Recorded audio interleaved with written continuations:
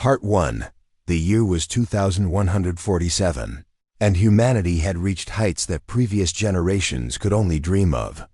Cities stretched across the planet like glowing webs of light, their towering skyscrapers touching the clouds. On Mars, colonies thrived under glass domes, while on Europa, scientists worked tirelessly to unlock the secrets of its icy oceans. Earth's people were proud of what they had built, a vast empire of technology and progress. But beneath the surface of this golden age, cracks were beginning to show. Daniel Carter stood at the large observation window of the orbital research station Aurora, staring down at Earth. The planet looked peaceful from this distance, a blue and green marble floating in the endless blackness of space. But Daniel wasn't feeling calm. His mind raced with thoughts about the strange signals he'd been tracking for months. They were coming from deep space, far beyond anything humanity had explored. At first, he thought they might be random bursts of energy, natural phenomena caused by dying stars or colliding galaxies. But as time went on, the patterns became clearer. These weren't random. Someone or something was sending them. Daniel sighed and turned away from the window. He walked back to his workstation, where screens displayed lines of data and graphs, mapping the signals. His fingers hovered over the keyboard as he replayed one of the recordings. The sound was eerie, a series of rhythmic pulses followed by long silences. It almost sounded like a heartbeat. What worried him most was the final part of each transmission, a repeating sequence of numbers and tones. To Daniel, it looked like coordinates pointing somewhere in the galaxy. For weeks, Daniel had tried to convince others to take these signals seriously. He sent reports to the United Earth Federation Council, explaining his findings and urging them to investigate. But every time he brought it up, he was met with indifference. "We have more pressing issues," Councilwoman Laura Bennett had told him during their last meeting. Her tone was dismissive, her attention clearly elsewhere. "Focus on what matters." Dr. Carter, what matters? Daniel thought bitterly as he sat down at his desk. How could they not see how important this was? If these signals really were from an intelligent species, it would change everything. Humanity wouldn't be alone anymore. And yet, no one seemed to care, still obsessing over those signals.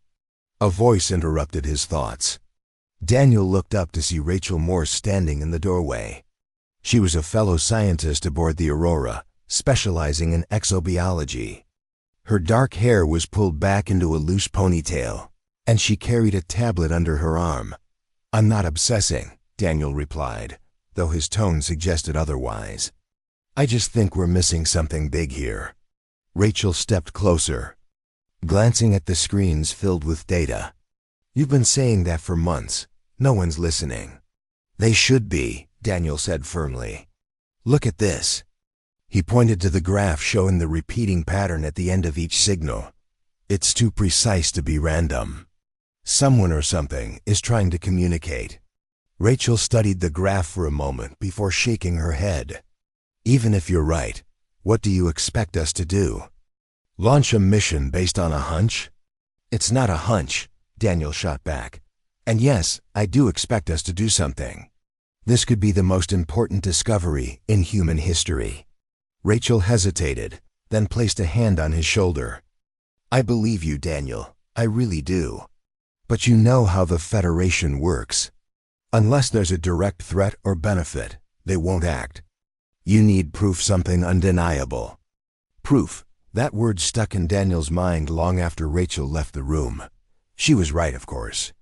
Without concrete evidence, no one would listen. But how could he get proof when the signals were coming from so far away? Then an idea struck him. If the Federation wouldn't send a probe to investigate, maybe he could do it himself. Over the next few days, Daniel worked in secret. Using spare parts and equipment from the station's storage bay, he modified a small reconnaissance drone, programming it to follow the coordinates embedded in the signals. He launched it late one night when the rest of the crew was asleep. As the drone disappeared into the void, Daniel felt a mix of excitement and fear. He knew he was taking a huge risk. If anyone found out, he could lose his job or worse. But he also knew he couldn't let this chance slip away. Weeks passed, and Daniel monitored the drone's progress anxiously. It traveled farther than any human-made object had gone before, venturing into uncharted regions of space. Finally, one day, the drone transmitted its findings. Daniel stared at the images in disbelief. There, orbiting a distant star, was a massive structure unlike anything he'd ever seen. It was shaped like a ring, impossibly large and ancient. Its surface shimmered with strange patterns, and energy crackled around it like lightning.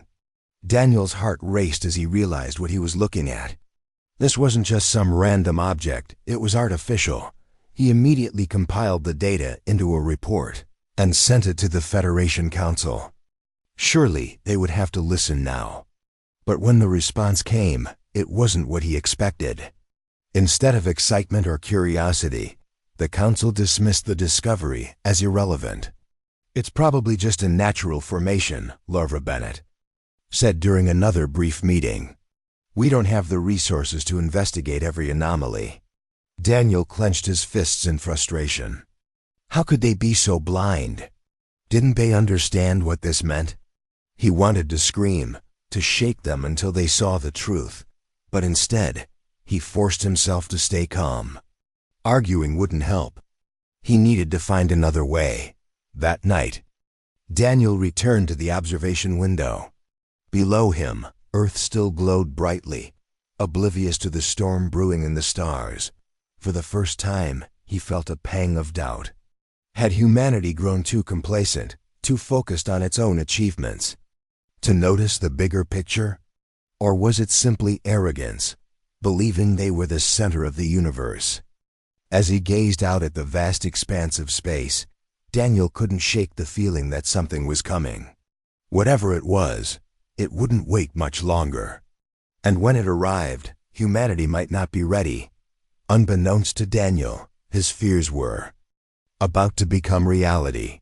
Far beyond the edges of known space, forces were already in motion. The signals he had detected weren't just messages, they were warnings. And soon, the consequences of ignoring them would become impossible to deny. Part 2. The days following the Federation Council's dismissal of Daniel's findings were tense. He couldn't stop thinking about the massive ring-shaped structure orbiting that distant star. It wasn't just its size or design that fascinated him, it was the implications. Whoever had built it possessed technology far beyond anything humanity could imagine. And yet, his superiors refused to take it seriously. They acted as if it were a minor curiosity, something to be brushed aside in favor of more important matters. Daniel spent hours poring over the images and data sent back by the drone. The structure's surface was covered in intricate patterns that seemed almost organic, like veins pulsing with energy. The drone's sensors had detected strange fluctuations in the surrounding space gravitational anomalies, bursts of radiation, and even traces of what looked like artificial signals emanating from the object itself. It wasn't just sitting there, it was active. Whatever it was, it served a purpose. But no matter how much evidence he gathered, Daniel knew it wouldn't change the Federation's mind. They weren't interested in mysteries. They wanted certainty, proof, hard facts they could use to justify action or inaction. And without sending a manned mission to investigate, which the Council had already ruled out, there was no way to get that kind of proof. Frustrated but determined, Daniel turned to Rachel Morse for advice. She had always been supportive, even when she didn't fully agree with him. When he explained his dilemma, she listened quietly, her brow furrowed in thought. "You're right," she said finally. "They won't act unless we give them something undeniable. But you can't keep pushing this alone, Daniel. You'll burn yourself out and probably lose your job in the process." "I don't care about my job," Daniel replied sharply. "This is bigger than me, bigger than all of us. If we ignore this, we might miss our only chance to understand who or what is out there." Rachel sighed. "I know. But you need allies. People who believe in what you're doing. Have you considered reaching out to others? Scientists, journalists, anyone who might help spread the word? Daniel hesitated. Going public with his findings would be risky. The Federation hated leaks, especially ones that made them look incompetent. Still, Rachel had a point. If he couldn't convince the council, maybe he could appeal directly to the people. After all, humanity deserved to know the truth. Over the next few weeks, Daniel worked cautiously, sharing snippets of his research with trusted colleagues. Some were skeptical, dismissing the structure as a natural phenomenon or an error in the drone's readings. Others, however, were intrigued. Among them was Dr. Emily Dawson, a journalist-scientist hybrid known for her ability to explain complex ideas in simple terms. Her articles often reached millions, sparking debates and inspiring action. When Daniel showed her the images and data, Emily's eyes widened in amazement. "This is incredible," she whispered. "If this gets out, it could change everything." "That's why I need your help," Daniel said. "The Federation won't listen. But if enough people demand answers, they won't have a choice." Emily nodded slowly. "I'll write about it. But you need to prepare for backlash. Once this goes public, there's no turning back." Daniel understood the risks, but he also knew he couldn't stay silent any longer. Together, they crafted a detailed report, combining Daniel's technical analysis with Emily's clear, engaging prose. They included the drone's images, sensor readings, and even a simulation showing the structure's potential scale compared to Earth's moon. Then, late one night, Emily uploaded the article to her website. Within hours, the story went viral. Social media platforms lit up with discussions about the mysterious object. Some dismissed it as a hoax, while others speculated wildly about alien civilizations and ancient artifacts. Governments scrambled to respond, issuing vague statements urging calm. But the real reaction came from ordinary people. For the first time in years, humanity looked up at the stars with wonder instead of indifference. Back on the Aurora, Daniel watched the frenzy unfold with mixed emotions. On one hand, he felt a surge of hope. Maybe this was the wake-up call humanity needed. On the other hand, he worried about what might happen next. Would the Federation try to silence him? Or worse, would whoever or whatever had built the structure notice their interest? His fears intensified when strange things began happening. Communication systems aboard the station started glitching, messages arriving garbled or delayed. At first, the crew assumed it was routine interference, but Daniel noticed a pattern. The glitches coincided with spikes in the same signals he'd been tracking. It was as if someone or something was testing them. One evening, as Daniel worked late in the lab, Rachel burst in, her face pale. "You need to see this," she said breathlessly, holding up her tablet. On the screen was a live feed from Earth. Across multiple continents, skies had darkened unnaturally, as if a shadow had fallen over the planet. People were pointing upward, their faces filled with awe and fear. "What's causing this?" Daniel asked, though deep down, he already knew. "I don't know," Rachel admitted, "but it's not natural. Look closer." Daniel zoomed in on the footage. Through the haze, shapes began to emerge, massive ships descending silently from the heavens. Their designs were unlike anything humanity had ever seen, blending organic curves with mechanical precision. Lights pulsed along their surfaces, casting eerie glows over the landscapes below. "They're here," Daniel murmured, his voice barely above a whisper. "They've come." For a moment, neither of them spoke. The weight of the situation pressed down on them like a physical force. Humanity's golden age, built on arrogance and complacency, was about to meet its reckoning. And Daniel couldn't shake the feeling that it was his fault, that by drawing attention to the structure, he had inadvertently invited these visitors. As the ships continued their descent, governments around the world issued emergency broadcasts, urging citizens to remain calm. Military forces mobilized, though it was unclear what they could do against such advanced technology. Attempts to communicate with the ships failed. Every transmission sent into the void went unanswered. From the safety of the Aurora, Daniel and Rachel watched as chaos unfolded below. Cities plunged into darkness as power grids failed. Transportation networks collapsed, leaving millions stranded. Panic spread like wildfire, fueled by rumors and misinformation. Yet despite the destruction, the ships didn't attack. Instead, they deployed smaller craft that began dismantling infrastructure with surgical precision. Factories, research facilities, and communication hubs were targeted, their components harvested and carried away. "It's like they're ignoring us," Rachel said, her voice trembling. "We're not even worth fighting." Daniel nodded grimly. "Maybe we never were." As the hours passed, reports poured in from across the globe. Journalists captured footage of the alien craft at work, their movements eerily efficient.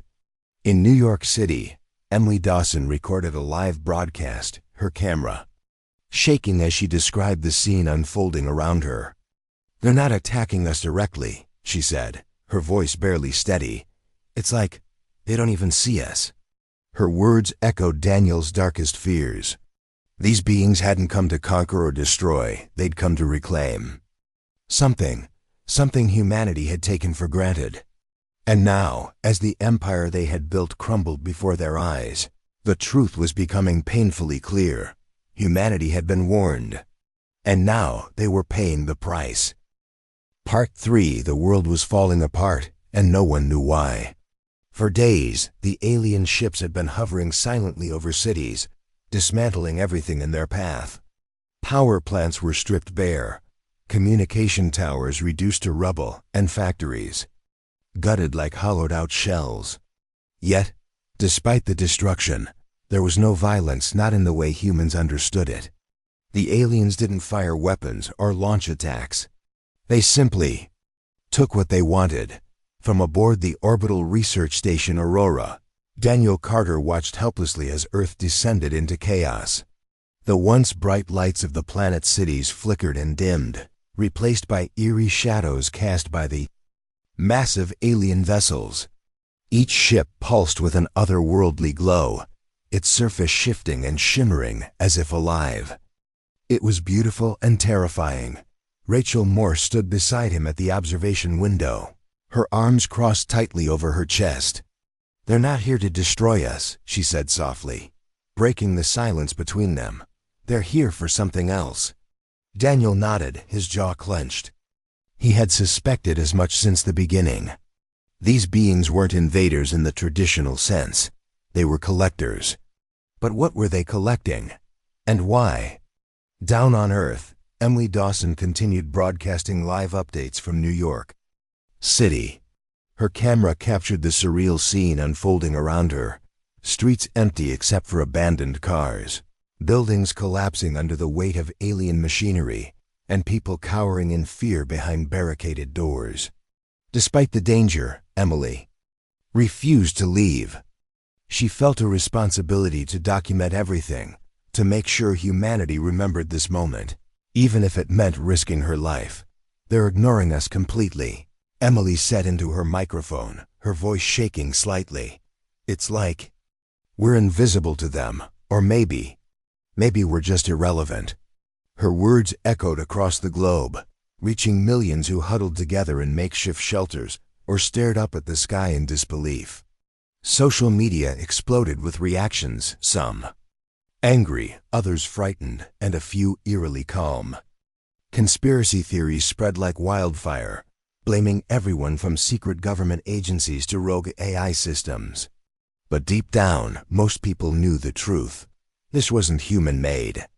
This was something far beyond their understanding. Back on the Aurora, Daniel tried to piece together what little information they had. The Federation Council had gone silent, retreating into emergency bunkers while leaving the rest of humanity to fend for itself. Communication lines were down, making it nearly impossible to coordinate any kind of response. Even the military seemed powerless, their advanced weapons useless against the alien technology. "They're not fighting back," Rachel observed bitterly. "They're just hiding." Daniel didn't respond. He couldn't blame them. What could anyone do against such overwhelming power? The aliens' methods were precise, almost surgical. They targeted specific locations, power grids, research facilities, data centers, but left residential areas mostly untouched. It was as if they viewed humanity not as enemies, but as pests.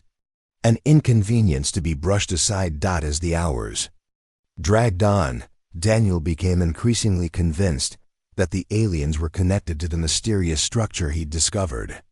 The same patterns he'd seen on the ring-shaped object now appeared on the surfaces of the alien ships.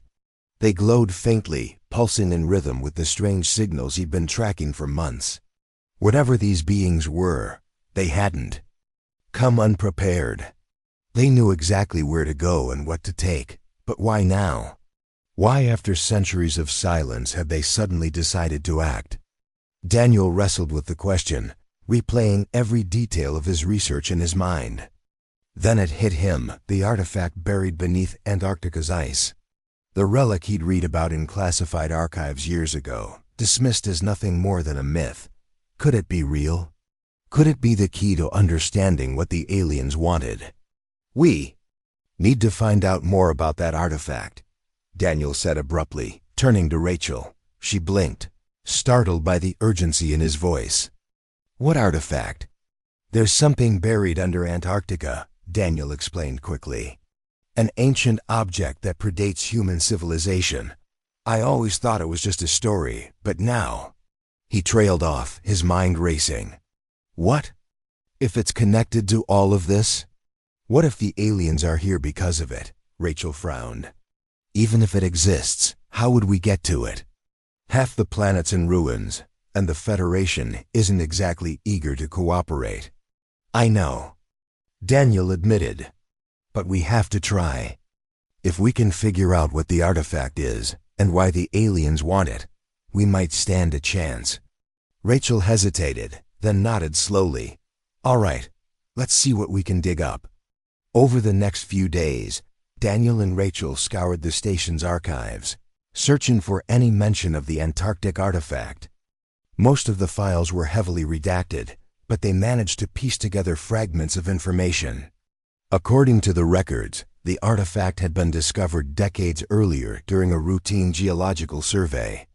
Initial scans suggested it was made of an unknown material, resistant to both physical damage and attempts to analyze its composition. Scientists who studied it reported strange phenomena, equipment malfunctions, hallucinations, and even brief periods of lost time. One document caught Daniel's attention, a memo written by a researcher named Nathan Cole. In it, Cole speculated that the artifact might be extraterrestrial in origin.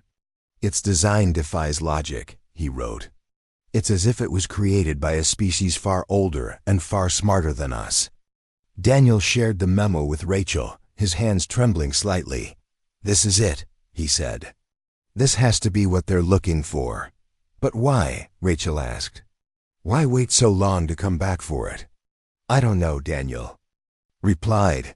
Maybe they didn't realize we'd found it until now.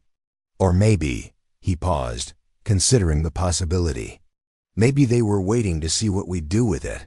Rachel's eyes widened. You think they gave it to us? On purpose? It's possible, Daniel said grimly. If they did, we failed their test. We treated it like a trophy instead of respecting its purpose. Before they could discuss it further, an urgent message came through from Earth. Emily Dawson had managed to contact them using a portable transmitter salvaged from the wreckage of her studio. Her face appeared on the screen, pale and drawn but determined. Daniel, she said breathlessly. I think I found something you need to see. What is it? Daniel asked, leaning closer to the monitor. There's a group of scientists holed up in an underground lab near the artifact site, Emily explained. They've been studying it for years, trying to unlock its secrets. One of them, a historian named Nathan Cole, says he knows what it is. He claims it's part of some kind of agreement. An agreement? Rachel echoed, frowning. With who? That's the thing, Emily said. He won't say, but he wants to talk to you. Says you're the only one who can understand. Daniel exchanged a glance with Rachel. This was it, their chance to uncover the truth. But getting to Antarctica wouldn't be easy. With global infrastructure crumbling and the aliens still active above, the journey would be perilous. We'll figure it out, Daniel said firmly, turning back to Emily. Tell Nathan Cole we're coming. As the transmission ended, Daniel felt a surge of determination. Whatever lay ahead, whatever dangers they faced, they had no choice but to keep moving forward. Humanity's survival depended on it. Part 4. The journey to Antarctica was anything but easy. Daniel and Rachel had to navigate a world that was falling apart, piecing together resources and transportation in ways they never imagined. The alien ship still loomed over Earth, their presence casting a shadow of fear and uncertainty. Power grids were down, fuel supplies were scarce, and most communication networks had collapsed. But despite the chaos, there was one advantage. The aliens seemed uninterested in remote areas like Antarctica. For now at least, it felt safer than staying near the cities. After securing a small aircraft from a decommissioned military base, Daniel and Rachel set off toward the southern continent. The flight was long and tense, with both of them constantly scanning the skies for signs of trouble. At one point, they spotted an alien craft gliding silently above the ocean, its surface glowing faintly. Rachel gripped the edge of her seat. As they passed beneath it, holding her breath until it disappeared into the distance, when they finally landed on the icy plains of Antarctica, the cold hit them like a wall. Bundled in thick coats and goggles, they trudged through the snow toward the underground lab Emily had mentioned. It was hidden beneath layers of ice, accessible only through a narrow tunnel carved into the frozen landscape. A group of scientists greeted them at the entrance, their faces weary but hopeful. Dr. Carter? One of them asked, stepping forward.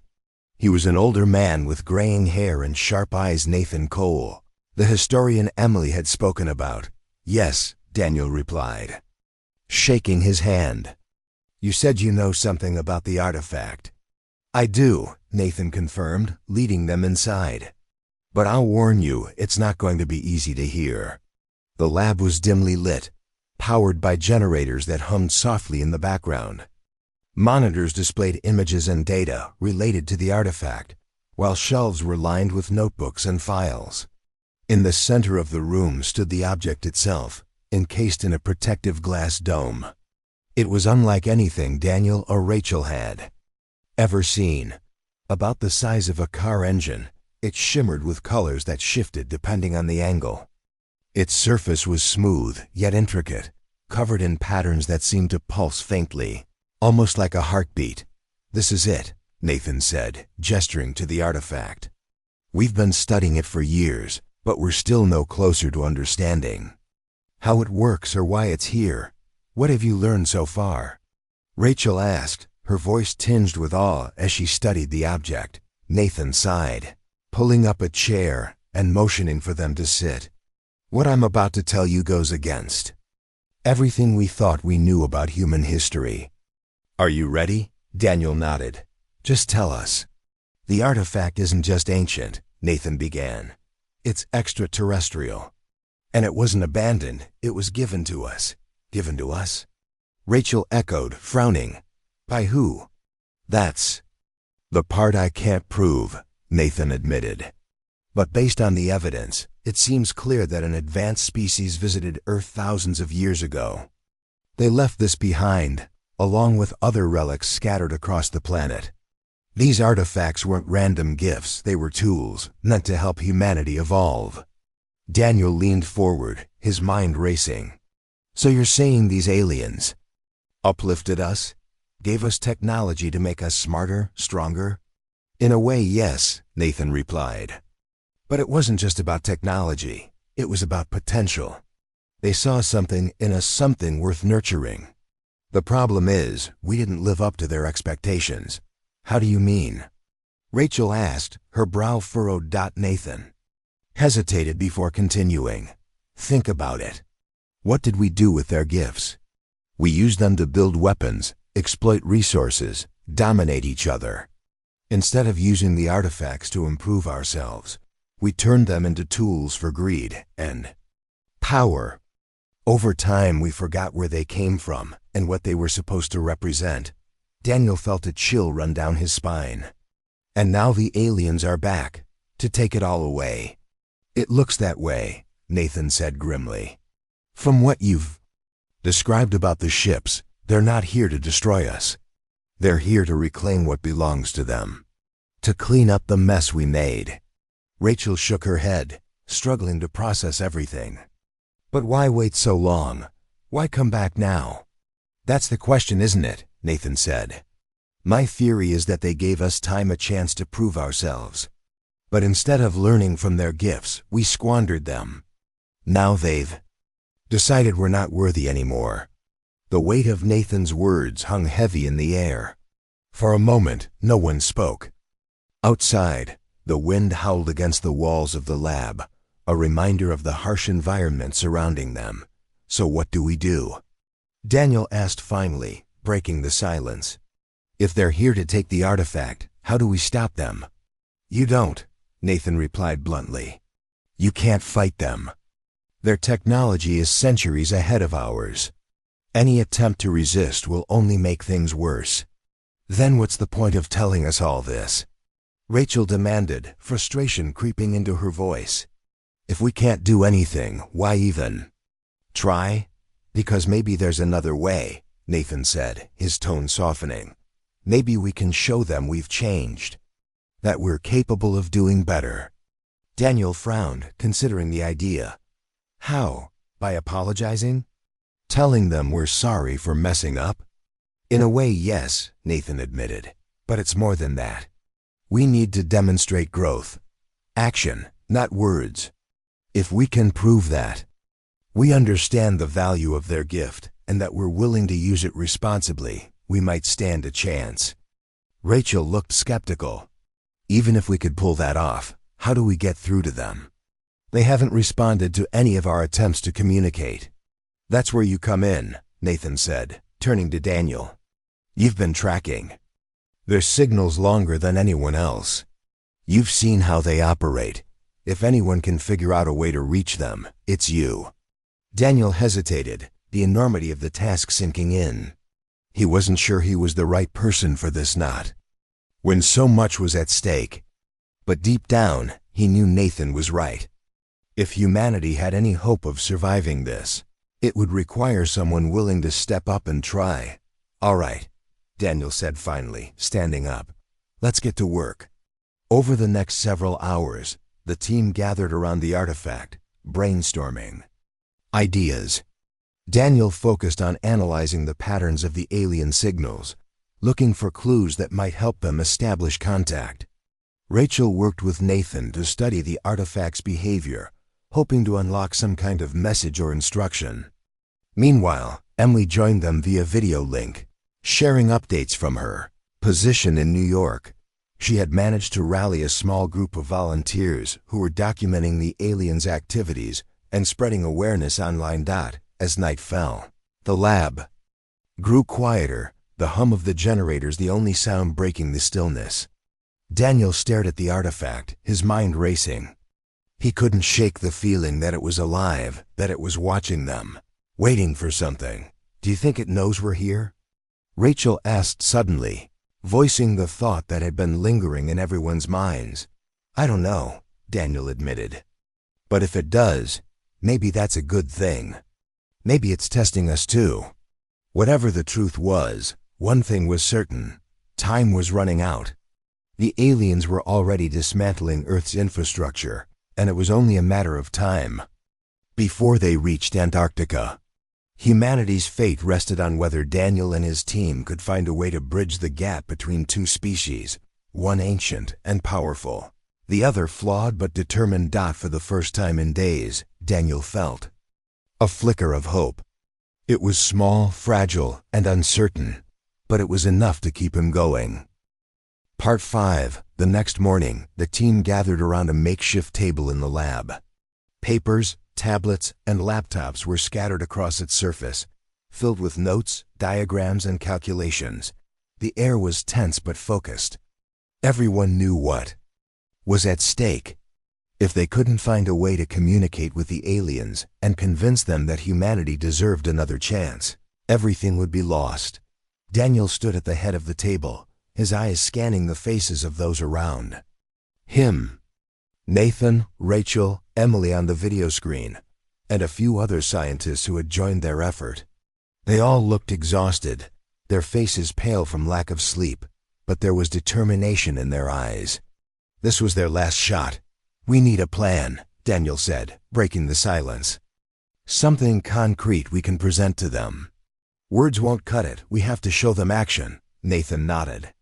"Agreed. But how do we do that without knowing exactly what they want?" "That's where the artifact comes in," Daniel replied. He gestured toward the glass dome housing the shimmering object. "It's our best link to them. If we can figure out how it works or at least send a message through it, we might stand a chance." Rachel frowned. "But we've been studying it for days, and we still don't know anything about how it functions."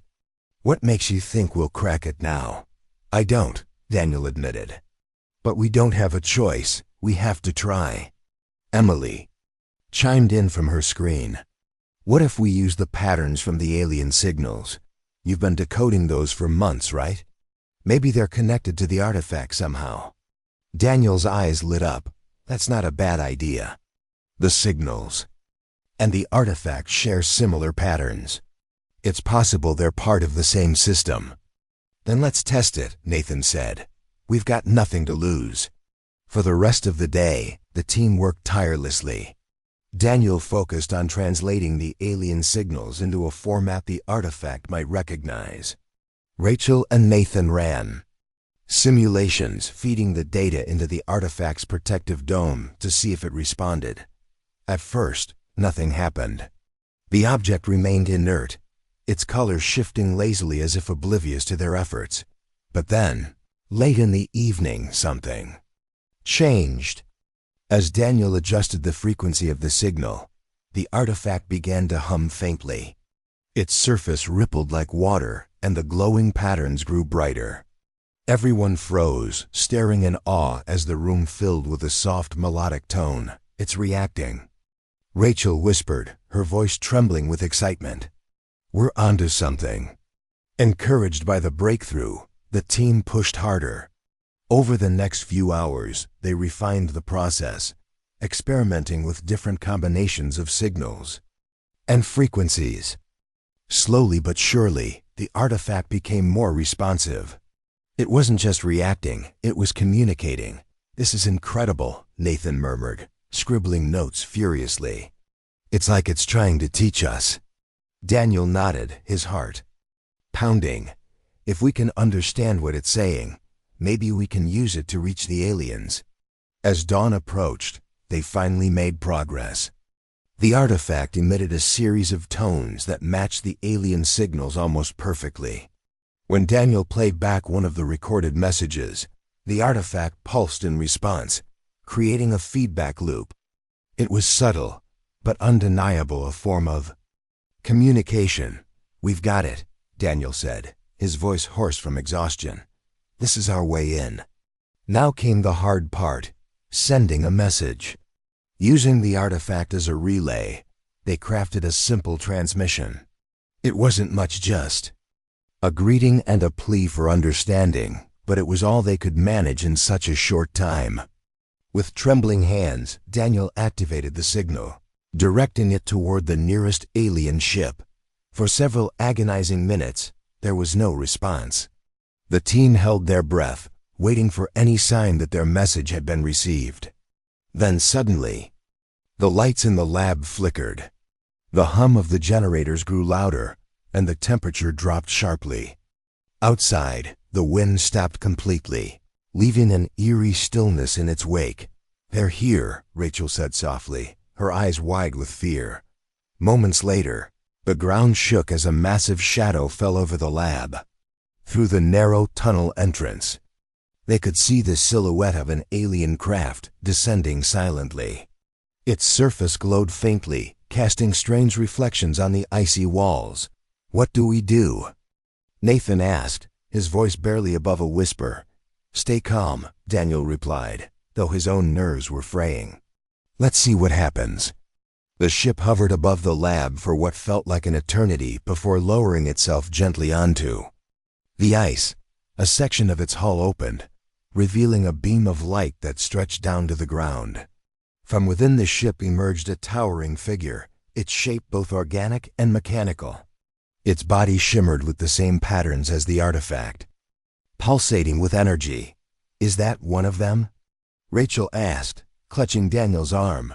"Yes," Daniel said, swallowing hard. "And I think it wants to talk." The figure moved slowly, deliberately, until it stood directly in front of the lab.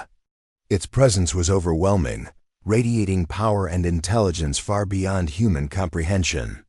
For a moment, it simply observed them, its glowing eyes scanning the group as if weighing their worth. Then, without warning, it spoke. Its voice wasn't audible in the traditional sense. It resonated in their minds, deep and resonant, carrying emotions rather than words. Fear, curiosity, disappointment, all washed over them in waves. "You have failed," the voice said, echoing through the lab. "You squandered our gift, using it for destruction instead of growth." Daniel stepped forward, his legs trembling but his resolve firm. "We know we made mistakes," he said, speaking aloud even though he wasn't sure if the being could hear him, "but we're trying to change. That's why we reached out to show you we're capable of learning." The figure paused, tilting its head slightly as if considering his words. Then it extended a limb-like appendage, pointing toward the artifact. "This was meant to uplift you," it said, "to guide you toward harmony with your world and each other. Instead, you used it to dominate." "We didn't understand," Daniel admitted. "Not at first, but now we do. And we want to make things right." The being studied him for a long moment, its expression unreadable. Finally, it lowered its arm and took a step back. "Prove it," it said simply. "Show us that you are worthy of another chance." "How?" Daniel asked, desperation creeping into his voice. "Tell us what to do." The figure turned away, its body beginning to dissolve into light.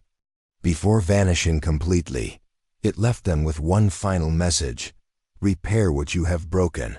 Restore balance to your world. Only then will we decide your fate. And just like that, it was gone. The alien ship lifted off the ice, ascending gracefully into the sky until it disappeared from view. Inside the lab, the team stared at each other in stunned silence. "Well," Rachel said finally, breaking the quiet, "I guess we'd better get started." Daniel nodded, a mix of relief and dread washing over him. They had been given a task, a monumental one, but also a chance. Humanity's survival depended on whether they could rise to the challenge. As the sun rose over the frozen landscape, casting golden light across the ice, the team got to work. There was no time to waste. Part 6. The days that followed were a blur of activity. The team at the Antarctic lab worked around the clock, fueled by adrenaline and sheer determination. They knew what was at stake. Humanity's future depended on their ability to repair the damage they had caused, not just to the planet, but to themselves. It wasn't going to be easy. Centuries of greed, exploitation, and neglect couldn't be undone overnight. But they had no choice. The aliens had given them a task, and failure wasn't an option. Daniel took charge, coordinating efforts both inside the lab and across the globe. Using the artifact as a relay, he broadcast a message to the remnants of Earth's governments and communities. It was simple but urgent. "Stop fighting, start fixing. We've been given a chance," he said in the recording. "If we work together, if we focus on healing instead of destroying, maybe, just maybe, we can prove we're worth saving." At first, the response was mixed. Some people were skeptical, dismissing Daniel's plea as naive or unrealistic. Others were too consumed by fear and chaos to care. But slowly, pockets of hope began to emerge. In cities where power grids had collapsed, volunteers banded together to restore basic services. Farmers shared seeds and tools to replant crops. Engineers used salvaged materials to build sustainable energy systems. It wasn't perfect, but it was a start.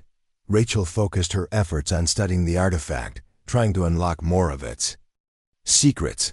She believed it held the key to understanding the aliens' expectations, and possibly their technology. Working alongside Nathan, she ran countless experiments, feeding data into the artifact and observing its reactions. Over time, they noticed something remarkable. The object seemed to respond not just to signals, but to intent. When someone approached it with anger or desperation, it remained inert. But when they came with calmness and purpose, it pulsed softly, almost as if encouraging them. "It's alive," Rachel whispered one night, staring at the glowing patterns on its surface. "Not in the way we think of life, but it feels like it's guiding us." Nathan nodded, his expression thoughtful. "Maybe that's why they left it here, not just as a tool, but as a teacher." Meanwhile, Emily Dawson continued broadcasting updates from New York, amplifying the team's message to anyone who would listen. Her reports became a lifeline for millions, offering guidance and inspiration during one of humanity's darkest hours. She interviewed survivors, sharing stories of resilience and cooperation. One segment featured a group of engineers who had repurposed old solar panels to power a neighborhood hospital. Another highlighted farmers in rural areas planting trees to combat deforestation. These small acts of kindness and ingenuity gave people hope, a reminder that even in the face of overwhelming odds, humanity could still come together. But progress was slow and tensions flared. Not everyone agreed with the new direction. Some argued that focusing on environmental restoration was a waste of time when survival was still uncertain. Others hoarded resources, refusing to share with those in need. Conflicts erupted in several regions, threatening to derail the fragile unity that had begun to form. Daniel felt the weight of it all pressing down on him. He hadn't slept properly in days, his mind constantly racing with questions. Were they doing enough? Would it matter? Every setback felt like a step backward, every disagreement a reminder of how far humanity still had to go. One evening, as he sat alone in the lab staring at the artifact, Rachel found him. She placed a hand on his shoulder, her touch gentle but firm. "You're carrying too much," she said quietly. "You can't save everyone, Daniel. All you can do is your best." "I know," he replied, his voice heavy with exhaustion. "But what if our best isn't good enough?"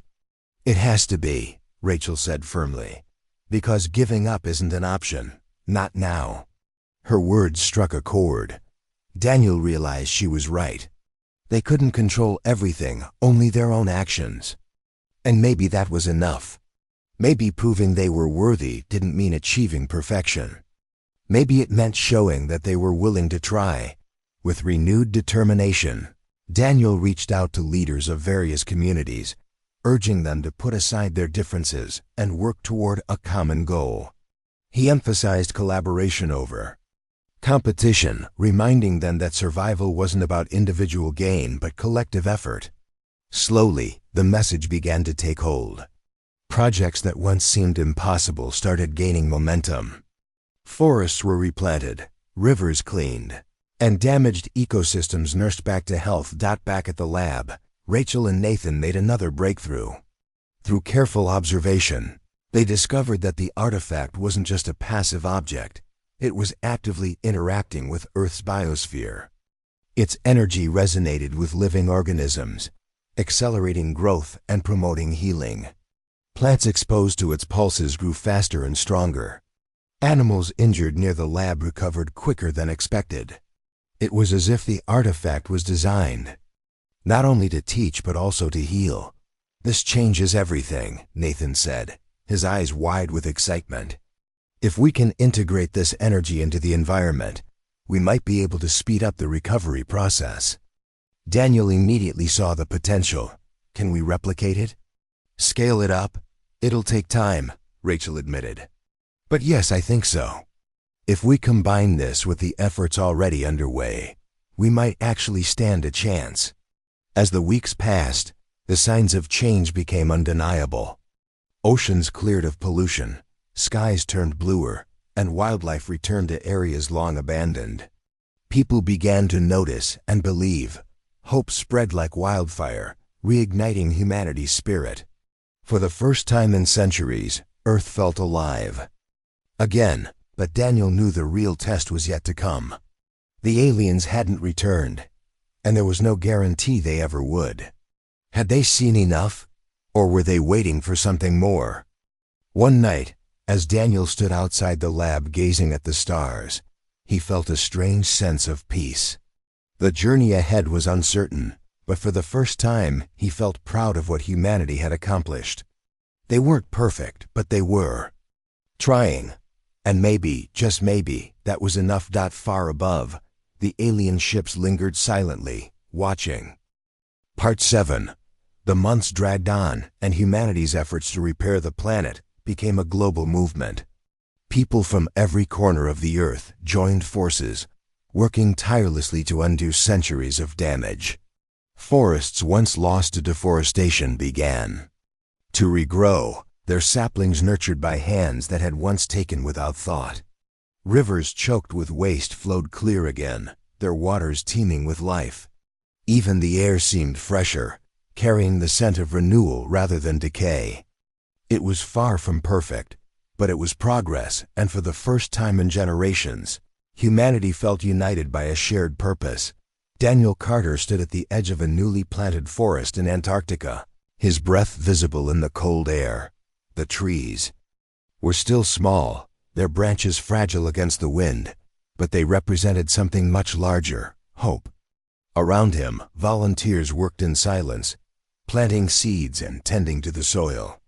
Many of them had traveled from distant lands, leaving behind the ruins of their old lives to contribute to this new beginning. They weren't paid or forced. They came because they believed in what they were doing. Rachel Morse walked up beside him, her cheeks flushed from the cold. She held a tablet in one hand, its screen displaying real-time data from the artifact. "It's working," she said, her voice tinged with awe. "The artifact's energy is spreading faster than we expected.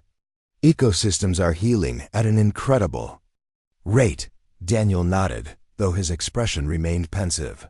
"That's good news, but will it be enough? We don't even know if the aliens are watching." "They're watching," Rachel replied firmly.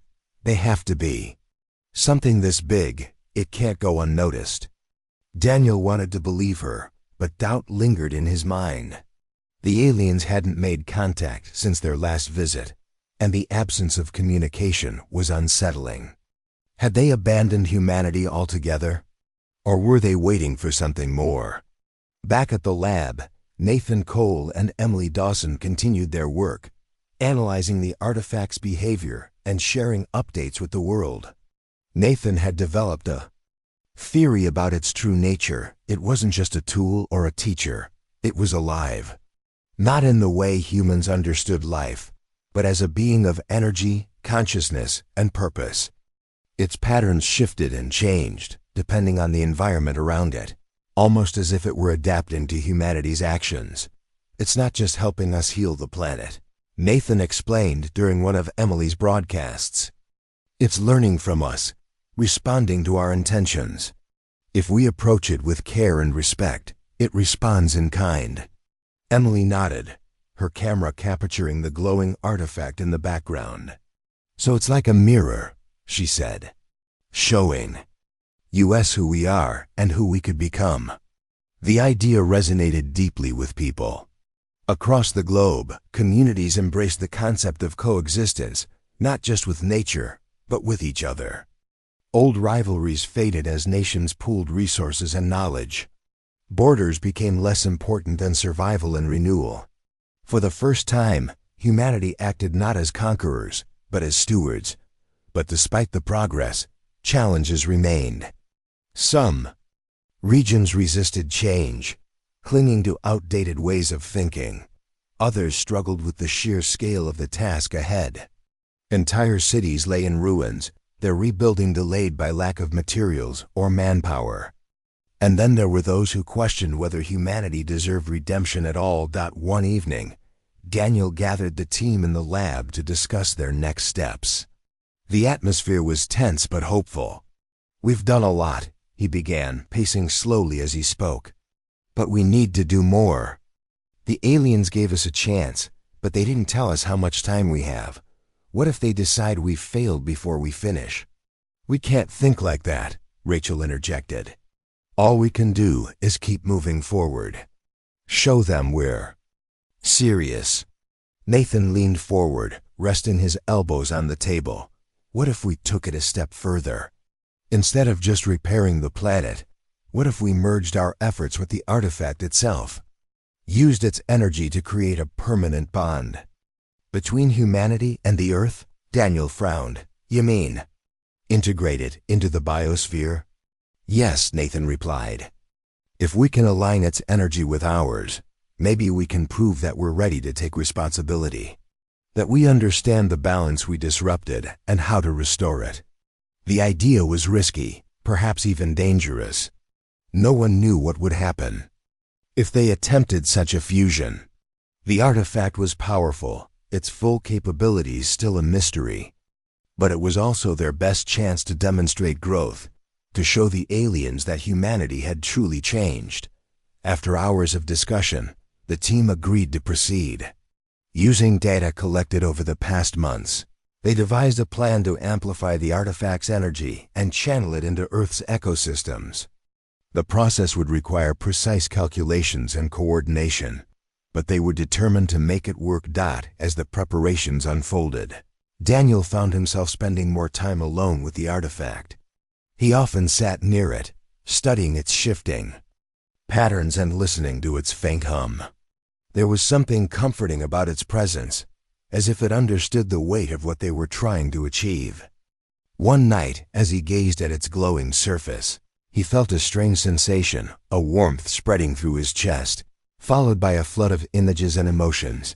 He saw flashes of Earth's history, ancient forests thriving under alien skies, early humans discovering fire, civilizations rising and falling. He felt pride, sorrow, and determination, all intertwined, all part of a larger story.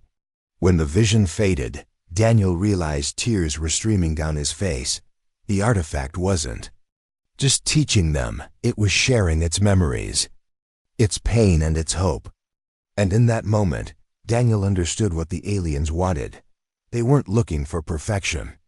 They were looking for effort, for proof that humanity could learn from its mistakes and strive for something better.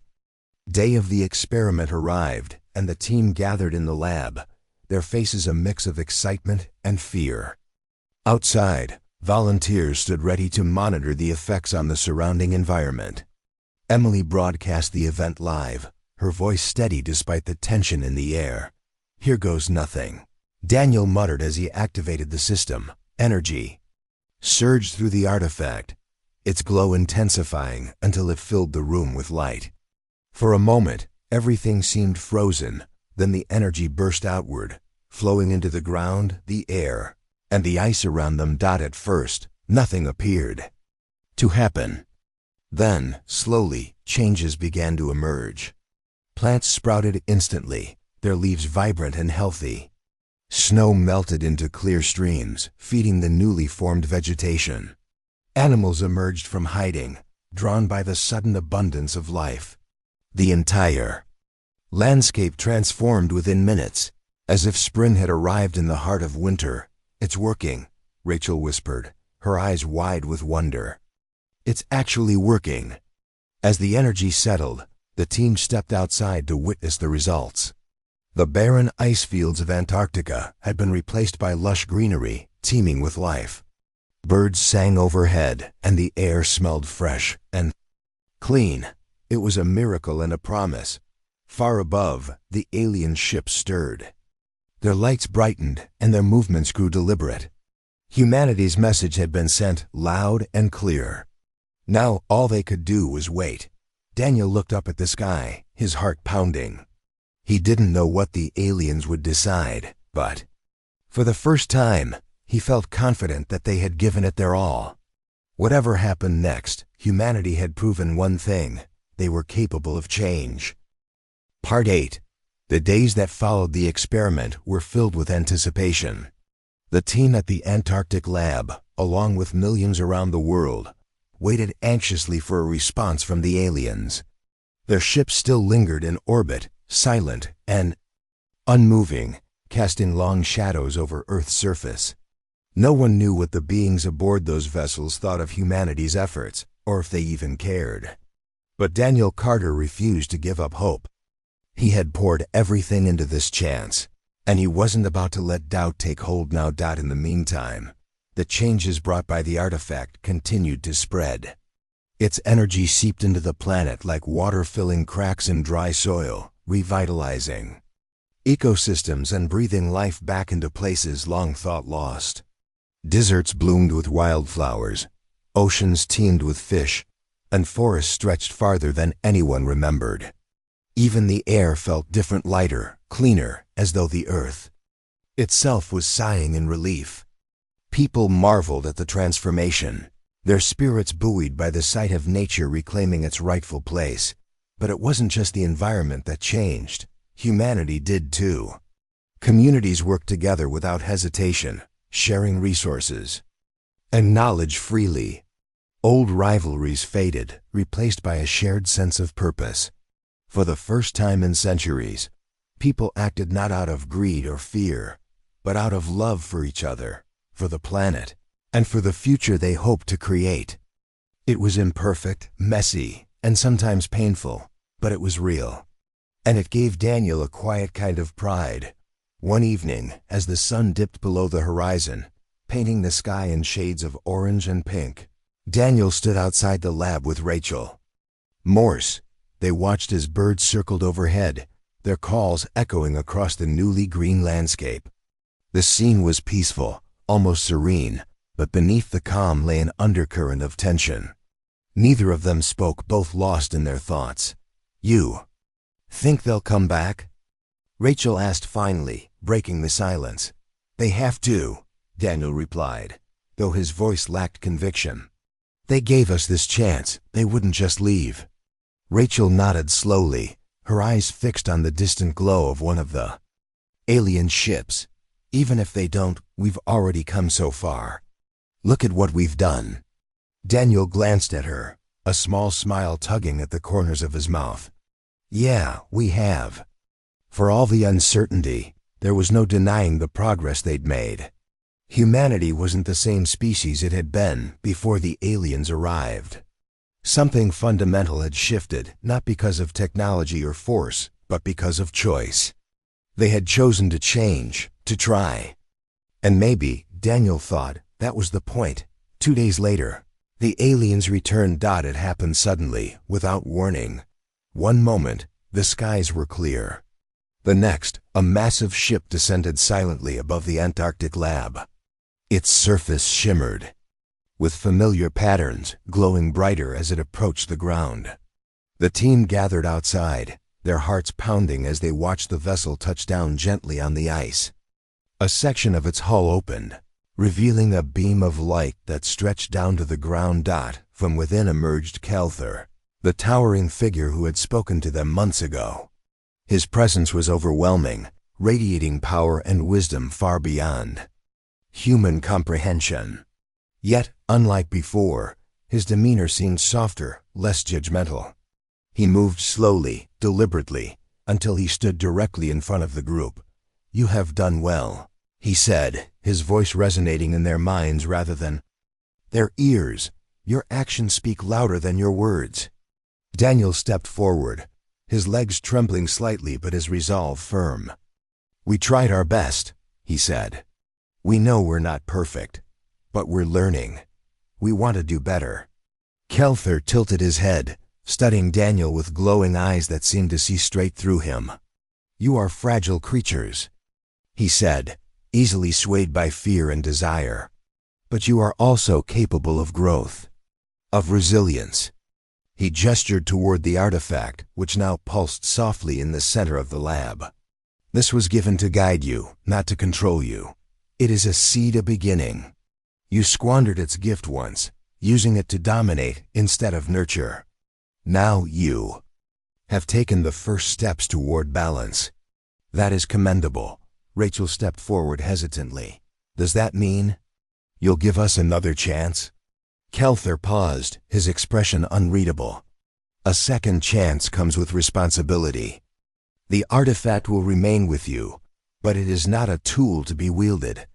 It is a partner to be respected. If you fail again, there will be no third opportunity." The weight of his words settled over the group, heavy but hopeful. They had been given what they had fought so hard for, a chance to prove themselves. But it came with a warning, one they couldn't afford to ignore. "What happens now?" Daniel asked, his voice steady despite the storm of emotions inside him. "Now," Kelther replied, "you continue. The path you have chosen is difficult, but it is yours to walk. Remember this: stewardship is not a privilege, it is a duty. Treat your world and each other with care." With that, he turned and began walking back toward his ship. Before stepping into the light, he paused and looked back. "You have earned our trust for now. Do not waste it." As the ship ascended into the sky, disappearing among the stars, the team stood in stunned silence. Tears streamed down Rachel's face, while Nathan wiped his glasses repeatedly, unable to find words. Emily Dawson captured the entire scene on camera, her voice shaking as she described the moment to her audience. "They're gone," she whispered, "but they left us with hope." In the weeks that followed, humanity continued its work. The artifact remained in the lab, its energy now fully integrated with Earth's biosphere. Forests grew stronger, rivers flowed clearer, and skies turned bluer. People celebrated the changes, but they also remembered the lesson they had learned. That survival wasn't enough. To truly thrive, they needed to live in harmony with the planet, with each other, and with the universe beyond. Daniel often found himself standing at the edge of the forest, gazing up at the stars. He didn't know if the aliens would ever return or what challenges lay ahead. But for the first time in his life, he felt a deep sense of peace. Humanity wasn't alone anymore, not in the way it had once feared. The cosmos was vast and full of mysteries, but it was also alive with possibilities. And as long as humanity chose to grow, to learn, and to care, it would never truly be forgotten. Far above, the alien ships vanished into the depths of space, leaving behind a world forever changed. The seeds of redemption had been planted, and though the road ahead would be long, humanity had taken its first steps toward a brighter future.